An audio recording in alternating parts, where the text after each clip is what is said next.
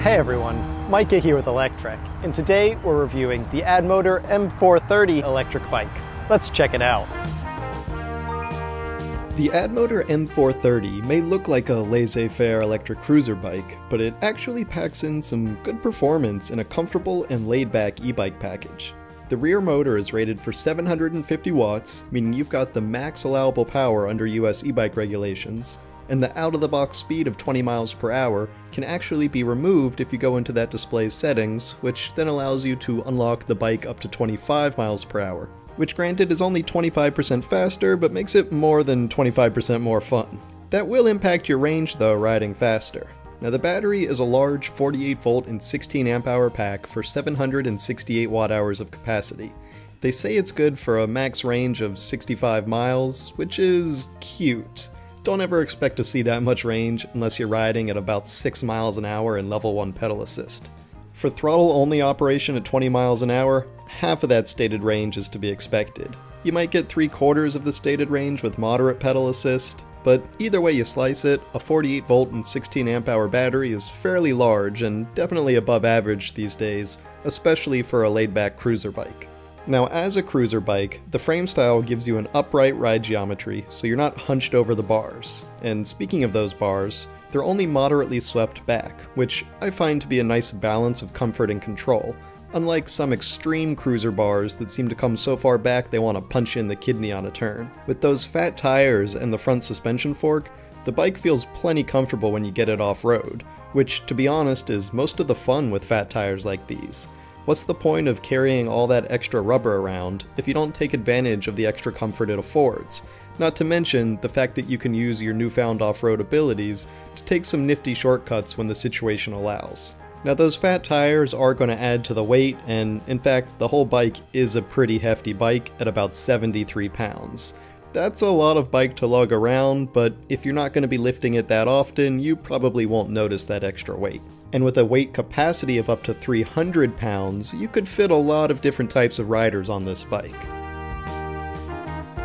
Now we often talk about how step-through bikes are sort of for everyone. You know, once this was a woman's bike, but now it's really just an accessible bike.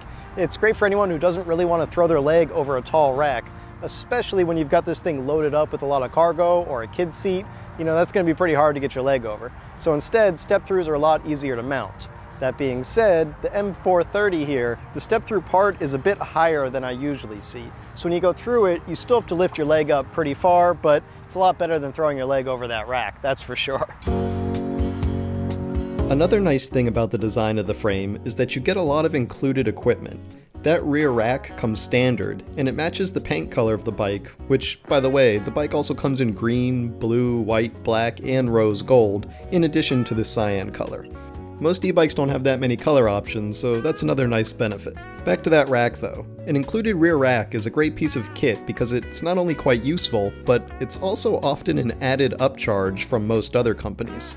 The AddMotor M-430 also includes fenders and LED lights as standard equipment, which again, those are parts that many companies charge extra for, so it's great to see them included in the base price. Now the rest of the components on the bike are fine, you know, nothing fancy. Standard disc brakes, standard Shimano 7-speed transmission, we get our bicycle bell, our kickstand, our half-twist throttle, front mount for an optional basket. It's all there, it's all fine, nothing too fancy. As I mentioned, I am a big fan of that suspension fork though, and the fat tires, as they really make the ride what it is. And the bike is even more nimble than I expected of a laid-back cruiser bike. Now I pumped my tires up a bit higher than I often do for fat tires. Usually I leave fat tires around 15 psi or so, but I pumped these up to about 20, and man, this thing is just nice and nimble, so much more than I expected.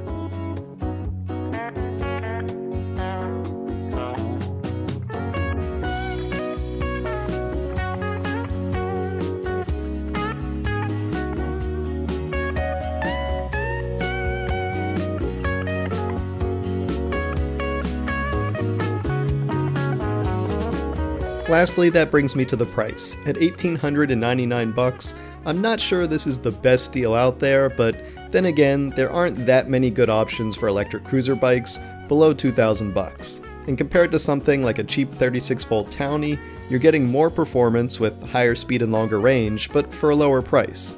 Even so, I wouldn't have minded to see the M-430 come in at a couple $100 cheaper. At that price, it'd be a real deal, though even at its current price, I still think you're getting a very nice bike here for laid-back cruising type of riding. And the fact that you can get so many included parts as standard, plus a wide range of colors, is something you just don't find from most companies. So all told, I'd say I'm very happy with what AddMotor brings to the table here. Thanks for watching, everyone. We hope you enjoyed that review of the AddMotor M430. If you did, why don't you give this video a thumbs up? And don't forget to subscribe so you won't miss any of our future electric vehicle videos. We'll see you here next time.